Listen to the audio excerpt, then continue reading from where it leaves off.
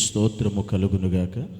మీ అందరికీ కూడా ప్రభువు పేరట నిండు మనసుతో వందనాలు తెలియజేస్తూ ఉన్నాను. వాక్య భాగంలోనికి వెళదాం. యోహాను సువార్త 14వ అధ్యాయము 18వ వచనం.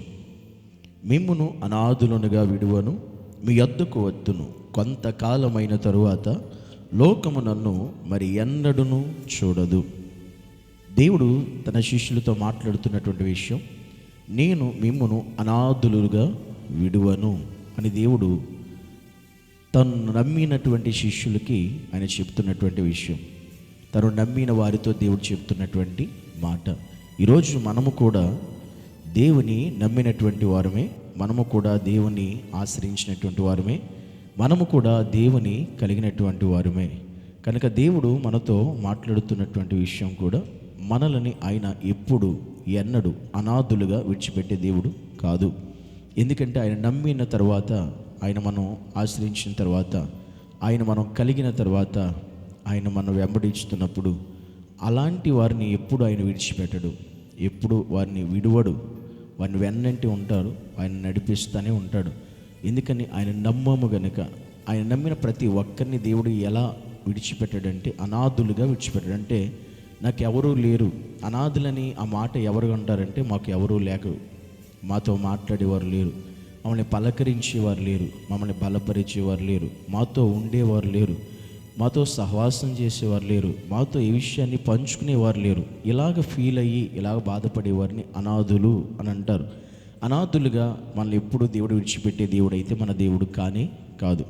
ఆయన మనల్ని మనకి తండ్రిగా తల్లిగా ఉండే దేవుడు. ఒకవేళ ఈ లోక సంబంధంగా ఒక నీ తల్లి నీ తండ్రి నీకు దూరం అయిపోయినా కానీ, నీ బంధువులు నీకు దూరం అయిపోయినా కానీ, నీ రక్త సంబంధులకు నీకు దూరం అయిపోయినా కానీ, నీ యొక్క పరిస్థితులన్నీ నీకు దూరం అయిపోయినా, ఎప్పుడు గుర్తుపెట్టుకో, నువ్వు నమ్మిన దేవుడు నీకెప్పుడూ తోడై ఉంటాడు.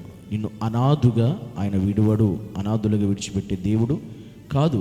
ఆయన నమ్మిన శిష్యులతోనే కాదు, ఆయన నమ్మిన మనందరితో ఈరోజు దేవుడు చెప్తున్న విషయం అదే.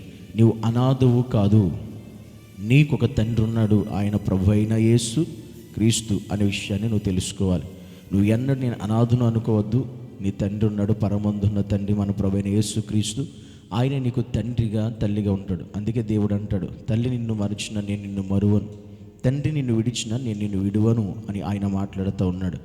కనుక మన తండ్రి దేవుడే, కనుక ఆయనే మనకి తండ్రి అయి ఉన్నాడు. ఆయన మనకి తండ్రి ఉన్నంత కాలం ఈ లోకంలో మనం ఎప్పుడూ అనాథులము కానే కాదు అనే విషయాన్ని మనం గమనించాలి, గ్రహించుకోవాలి. కనుక ఒకవేళ నీవు ఒంటరిగా బాధపడుతున్నావేమో, ఫీల్ అవుతున్నావేమో, ఈరోజు దేవుడు నీతో మాట్లాడుతున్న విషయం, నీవు అనాథవు కాదు, ఒంటరివి కాదు. నీకు ప్రభువైన యేసు క్రీస్తు అనే తండ్రి నీకున్నాడు. నిన్ను ఆదరించడానికి, బలపరచడానికి, ఓదార్చడానికి, నీకు సహాయం చేయడానికి, నీకు తోడై ఉండడానికి, నిన్ను నడిపించడానికి, నీకు అన్ని విధాలుగా సహాయం చేయడానికి మన తండ్రి ప్రభువైన యేసుక్రీస్తున్నాడు. కనుక ఆయన ఎన్నడూ ఎప్పుడు మన అనాథులుగా విడిచిపెట్టడు. ఆ రీతిగా దేవుడే మనకి తండ్రి ఉన్నందుకు మనం చాలా ధన్యులం అని దేవుని వాక్యం సెలవిస్తుంది. అట్టి కృప దేవుడు మనందరికి కూడా ఆయనే తండ్రిగా ఉండి నడిపించునుగాక. ఆమేన్. పరిశుద్ధుడు అయిన దేవా, నీకు వందనాలు, స్తోత్రాలు చెల్లిస్తున్నాము యేసయ్య.